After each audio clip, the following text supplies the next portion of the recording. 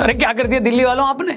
दुनिया के सबसे कट्टर ईमानदार नेता का ये हाल कर दिया। दुनिया की सबसे ईमानदार पार्टी की ऐसी दुर्गति। सर जी के ही शब्दों में कहूं तो भगवान माफ नहीं करेगा। दिल्ली के मुगले आजम को तुमने रायते आजम बनाकर रख दिया। तुम लोगों ने दुनिया के सबसे कट्टर ईमानदार नेता श्री केजरीवाल जी को ही हरा दिया। दुनिया के सबसे बड़े शिक्षा मंत्री मनीष सिसोदिया जी को भी पेल दिया। तुम्हारी इतनी हिम्मत, भगवान माफ नहीं करेगा। जिस वक्त हम ये वीडियो बना रहे हैं उस वक्त परम आदरणीय सत्येंद्र जैन भी हार गए हैं और नित्य वंदनीय सौरभ भारद्वाज जी को भी दिल्ली की बेरहम जनता ने पेल दिया है। मतलब अगर किसी पार्टी के टॉप लीडर अपनी अपनी सीटें भी नहीं जीत पा रहे हैं तो आप समझ सकते हैं कि जनता ने उनकी क्या पुंगी बजाई है। उन्हें सिर्फ हराया ही नहीं है बल्कि उनकी छाती पर घुटना रखकर उनकी जान ही निकाल ली है। नहीं, भगवान माफ नहीं करेगा। मैं दिल्ली वालों से पूछना चाहता हूं, ऐसे कौन हराता है बे? हमें लगा था आम आदमी पार्टी 8-10 सीटें कम पा जाएगी, लेकिन तुमने तो उन्हें दिल्ली की सल्तनत से उठाकर झाग वाली यमुना में ही बहा दिया। क्योंकि हम ईमानदार। माना कि केजरीवाल जी ने दिल्ली में बुजुर्गों के लिए मुफ्त धार्मिक यात्रा के लिए गाड़ी चला रखी है, पर इसका मतलब ये ना थोड़ी है कि भैया आप लोग उन्हें ही हराकर इस बाली उम्र में उन्हें ही धार्मिक यात्रा पर भेज दोगे। ऐसे कैसे? वैसे भी वो पिछले 1 साल से अपने घर से तिहाड़ तक की यात्रा करके काफी थक चुके हैं, लेकिन तुम लोगों ने जरा भी रहम नहीं दिखाया, जरा भी रहम नहीं। अब बताओ कौन करेगा तुम्हारा रोज रोज एंटरटेनमेंट? कौन हर रोज टीवी पर आकर कहेगा कि एलजी हमें काम करने नहीं देते, सैमसंग हमें झाड़ू लगाने नहीं देते, वोल्टास हमारे घर में आकर कचरा फेंक कर चले जाते हैं, हिटाची छत पर सूख रहा हमारा अंडरवेयर चुरा लेता है? कौन बोलेगा ये सब? मैं हैरान हूं दिल्ली वालों, आप लोग इतने बेदर्द कैसे हो सकते हो? दुनिया भर के लोग फ्री के एंटरटेनमेंट के लिए दिन भर इंस्टा पर रीलें देखते हैं और तुम्हारे पास खुद का 10 सालों से अपना फ्री का लाइव एंटरटेनमेंट चल रहा था, मगर तुमने अपने हाथों से छत पर लगा एंटीना उखाड़ दिया। वो भी उस आदमी का जो ये बोलता था कि मेरा कोई कुछ नहीं उखाड़ सकता। अगर केजरीवाल भ्रष्टाचारी है तो फिर इस दुनिया के अंदर कोई ईमानदार नहीं है। सच बोल रहा हूं, याद करोगे वो दिन जब हर रोज दिल्ली सरकार का एक मंत्री पुलिस वालों की डोली में बैठकर जेल जाया करता था। एक मंत्री को जमानत मिलती थी, दूसरा अपने हाथ पीले करवा कर उसकी जगह जेल चला जाता था। ऐसा लगता था कि आजादी की दूसरी लड़ाई चल रही है और केजरीवाल सरकार जेल भरो आंदोलन छेड़ रही है। खुद बताओ किस स्टेट में होता है इतना एंटरटेनमेंट है? जादूगर हूं मैं, जादूगर।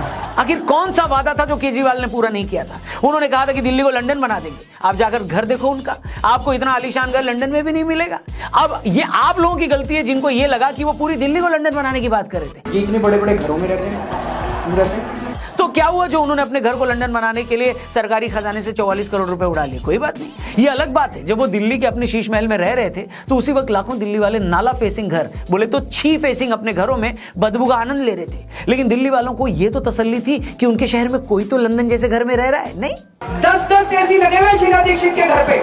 केजरीवाल जी ने बोला था मुझे सीएम बना तो हम यमुना को साफ कर देंगे। उन्होंने यमुना को पूरी तरह साफ भी कर दिया, लेकिन दिल्ली में पोल्यूशन इतना ज्यादा है कि आप लोगों को कभी यमुना की सफाई दिखाई ही नहीं दी। और दिल्ली में पोल्यूशन भी कोई केजरीवाल जी ने नहीं फैलाया था, वो तो आम आदमी पार्टी के कामों से बीजेपी वालों में इतनी ज्यादा जलन थी कि उस जलन का, यानी उनकी छाती जब जल रही थी तो उस छाती से निकली आग की वजह से पूरी दिल्ली में धुआं फैल गया था, वो पोल्यूटेड हो गई दिल्ली। लेकिन केजरीवाल जी की इसमें कोई गलती नहीं थी, मैं बता रहा हूं।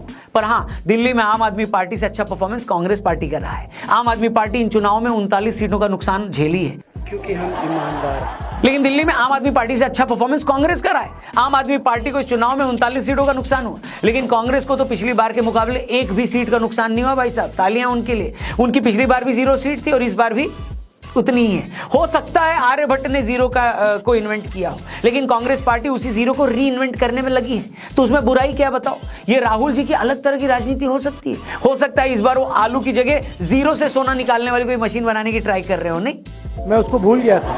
दोस्तों ये तो हो गया हंसी मजाक, लेकिन अब मेन मुद्दे पर आते हैं। आखिर दिल्ली के इन चुनावी नतीजों के मायने क्या हैं? कौन से वो 4 टेकअवेज हैं जो इस रिजल्ट से हम ले सकते हैं? लेकिन इससे पहले कि उन कारणों पर हम आए, आप जरा डिस्क्रिप्शन में जाएं। हमारे यहाँ अन्नदान को महादान कहा गया है, इसलिए भोलेनाथ के भक्तों के लिए महाशिवरात्रि पर जो अन्नदान होगा ईशा फाउंडेशन के आश्रम में, उसके लिए आपने लास्ट टाइम भी कंट्रीब्यूट किया था, डोनेट किया था। इस बार भी मौका है हम सबके पास, आइए मिलकर उन्हें सपोर्ट करें। लिंक डिस्क्रिप्शन और पिन कमेंट में दिया है। अपने दोस्तों से भी इस लिंक को जरूर शेयर करिएगा और महादेव के भक्तों के लिए अन्नदान में जरूर कंट्रीब्यूट करिएगा, डोनेट करिएगा। आगे बढ़ते हैं। इस रिजल्ट का सबसे बड़ा मैसेज ये है कि अरविंद केजरीवाल को आज कोई भी ईमानदार नेता नहीं मान रहा है, क्योंकि जिन केजरीवाल जी की ईमानदार इमेज की वजह से आम आदमी पार्टी दिल्ली नहीं पंजाब में भी सरकार बनाने में कामयाब हुई, अगर आज वो खुद अपना इलेक्शन हार गए हैं तो आप समझ सकते हैं कि उनका ऑरा टूट गया है, उनकी इमेज खत्म हो चुकी है और जनता उन्हें भी एक लालची और भ्रष्ट नेता की तरह देख रही है। क्योंकि ऐसा हो ही नहीं सकता कि जो आम आदमी पार्टी केजरीवाल जी के चेहरे पर 2015 में 67 और 19 में 62 सीटें लाई थी, वो आज 22 सीटों पर अटक गई है और उनके तमाम बड़े नेता खुद अपना चुनाव हार गए। इसका सीधा मतलब यह है कि लोगों को भी लगता है कि केजरीवाल जी की पार्टी भी बाकी पार्टियों की तरह है। पिछले 4 सालों में शराब नीति को लेकर केजरीवाल और पूरी आम आदमी पार्टी पर जो इल्जाम लग रहे हैं, लोगों ने काफी हद तक उन आरोपों को ठीक भी माना है। केजरीवाल इस बात का भी जवाब नहीं दे पाए कि 10 सालों बाद भी यमुना गंदी क्यों है। वो इस बात को भी क्लियर नहीं कर पाए कि आज पंजाब में भी उनकी सरकार है तो क्या वजह है कि आज भी पंजाब से पराली का धुआं दिल्ली आ रहा है। इसके अलावा उन्होंने अपने मकान के रिनोवेशन पर 44 करोड़ रुपए खर्च किए। इस खर्च की बात तो खुद दिल्ली सरकार भी मानती है। तो इन सारे इल्जामों ने उन्हें भी बाकी पार्टियों की तरह एक और पार्टी बना दिया जो करप्शन भी कर सकती है, जो अपनी शान और शौकत पर पैसा भी खर्च कर सकती है, जिसके नेता अपने फायदे के लिए सरकारी पॉलिसियां भी बदल सकते हैं। दूसरी चीज जो आम आदमी पार्टी को भारी पड़ी वो ये थी कि केजरीवाल जी की पार्टी ने जब जब बीजेपी को घेरने की कोशिश करी, वो कोशिश उन्हें ही भारी पड़ी। केजरीवाल ने कहा कि हरियाणा वाले यमुना के पानी में जहर मिला रहे हैं, तो चुनाव आयोग ने सबूत मांगा तो सबूत नहीं दे पाए। बीजेपी ने कहा पहले आप ये बताओ कि 7000 करोड़ यमुना की सफाई पर लगाए थे तो साफ क्यों नहीं यमुना, उस मुद्दे पर भी वो पलट गए। फिर 23 जनवरी को अपना घोषणा पत्र लाकर बीजेपी को चैलेंज किया कि आम आदमी के लिए आयकर की सीमा 7 लाख से बढ़ाकर 10 लाख करो। आम आदमी पार्टी को पता था कि बीजेपी ये कर नहीं पाएगी। बीजेपी ने आयकर में छूट की सीमा 10 क्या 12 लाख कर दी। आम आदमी पार्टी ने अफवाह फैलाई कि बीजेपी तो गाली देने वाले रमेश बिधूड़ी को मुख्यमंत्री बनाना चाहती, मगर बाद में उन्हें रियलाइज हुआ कि उनकी इस बात से तो बीजेपी को ही कालकाजी सीट और उनके आसपास की सीटों पर जाट वोटों का फायदा हो सकता है। जब उसे यह बात महसूस हुई तो वो खुद इस मुद्दे से हट गई। आम आदमी पार्टी ने कहा कि हम सत्ता में आएंगे तो महिलाओं को 2100 देंगे। बीजेपी ने कहा कि तुम 2100 दोगे, हम 2500 रुपए महिलाओं को देंगे। बीजेपी ने लगे हाथ आम आदमी पार्टी से भी पूछ लिया कि ये बताओ जीत कर आओगे तो महिलाओं को 2100 क्यों दोगे, अभी तो तुम ही सत्ता में थे, तब क्यों नहीं दिया। आम आदमी पार्टी इसका जवाब भी नहीं दे पाई। इस तरह आम आदमी पार्टी ने जिस चीज को मुद्दा बनाया, आखिर वही चीज उन्हें भारी पड़ गई।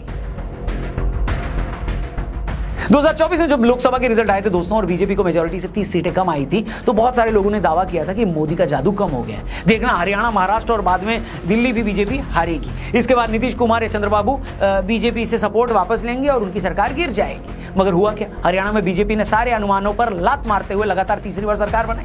महाराष्ट्र में उनके अलायंस ने इतनी सीटें जीती जितनी महाराष्ट्र की हिस्ट्री में आज तक किसी ने नहीं जीती थी, और दिल्ली में तो उसने पूरी बाजी ही पलट दी। बहुत सारे लोग ये बोल रहे थे कि दिल्ली की राजनीति हरियाणा और महाराष्ट्र से अलग है। दिल्ली में आम आदमी पार्टी के पास केजरीवाल है और बीजेपी के पास कोई चेहरा नहीं है, लेकिन यहां भी बीजेपी आम आदमी पार्टी से उनकी 38 सीटें छीन चुकी है। मतलब लोकसभा इलेक्शन के बाद जो ये हवा बन रही थी कि मोदी का जादू कम हो गया है, एक के बाद एक विधानसभा नतीजों ने ये प्रूव कर दिया है कि मोदी का जादू शायद आज अपने चरम पर है। अगर बीजेपी दिल्ली जैसे स्टेट में भी बिना सीएम फेस के केजरीवाल जैसे मजबूत नेता को हरा रही है तो मोदी का ही जादू है, ऐसा एक्सपर्ट्स बोल रहे हैं। लोकसभा इलेक्शन के बाद से लगातार तीसरा स्टेट इलेक्शन है जब इंडी गठबंधन या उसकी पार्टियां बीजेपी से हार गई। आम आदमी पार्टी और कांग्रेस लोकसभा में साथ थे, इंडिया अलायंस का हिस्सा थे, मगर दिल्ली में वो एक दूसरे के बाल नोच रहे थे। पहली बार राहुल गांधी ने केजरीवाल को शराब घोटाले का अक्यूज बताया। केजरीवाल ने भी राहुल बाबा पर डायरेक्ट अटैक किया। आज दिल्ली में बीजेपी जीत गई है तो उमर अब्दुल्ला ने ट्वीट करके लिखा कि और लड़ो आपस में। इससे पहले इंडिया अलायंस की बहुत सारी पार्टियां ममता बनर्जी को अपना फेस बनाने को बोल चुकी है, लेकिन कांग्रेस इसके लिए तैयार नहीं हुई। ये लोग महाराष्ट्र में आपस में लड़े थे,